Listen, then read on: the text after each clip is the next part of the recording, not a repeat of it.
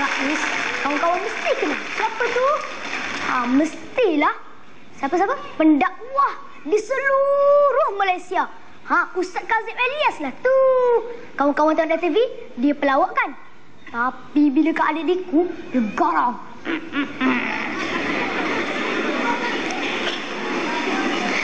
Patah 1000 jantung hatiku sore. Dulu Nafa orang yakin tak yakin. Nafa bersyukur pada Maha Kuasa. Lani Nafa masuk pentas akhir. Subhanallah, ramanya orang. Atas bawah kiri kanan penuh. Kemah. Assalamualaikum warahmatullahi wabarakatuh.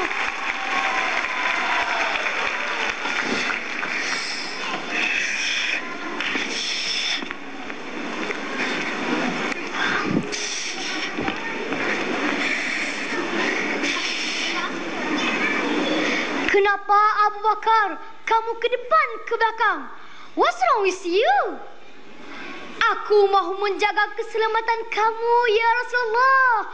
Jika aku berada di depan, musuh tidak dapat serang dari depan.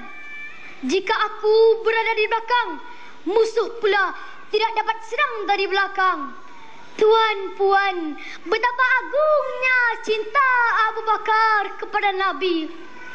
Abu Bakar sanggup menahan sakit digigit kalajengking, menahan air mata meribah Rasulullah dalam peristiwa hijrah di Gua Thur.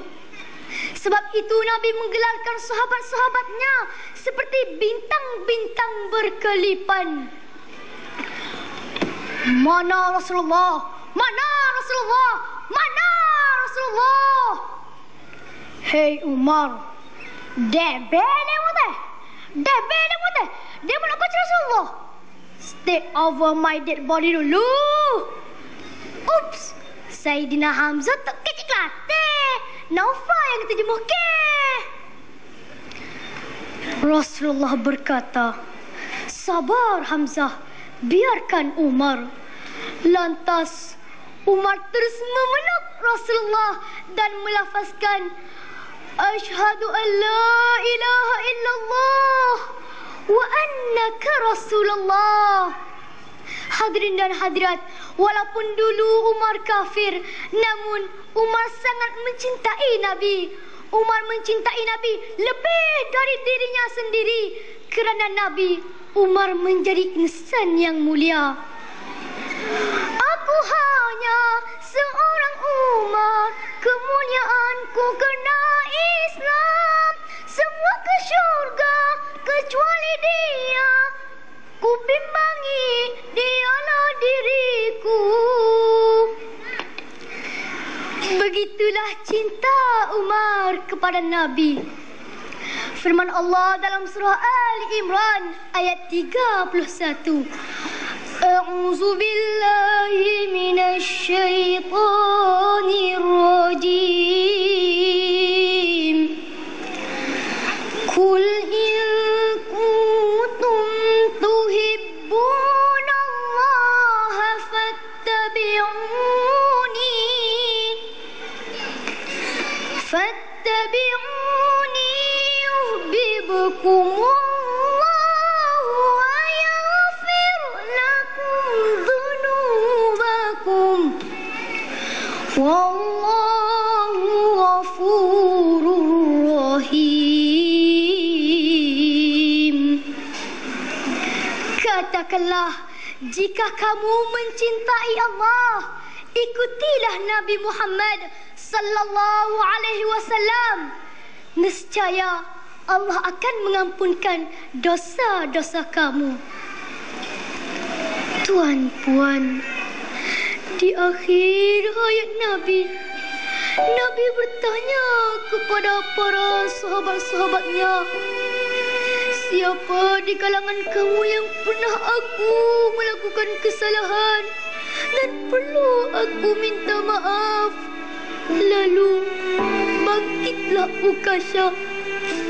Ya Rasulullah, ingatkah Ingatlah sewaktu di dalam perang Badar, kamu telah memukul di belakangku dalam keadaan tidak berbaju, sehingga kan aku berasa begitu sakit. Hari ini aku hendak membalas kembali, barulah aku memaafkan kamu. Para sahabat hibah dan menangis, namun Rasulullah tenang, membuka baju dan sedia dipukul.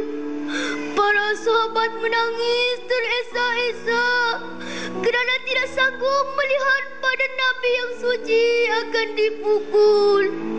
Lalu Rasulullah berkata, "Silalah Ukasha, aku relakannya." Ukasha mengangkat cemeti, Allah,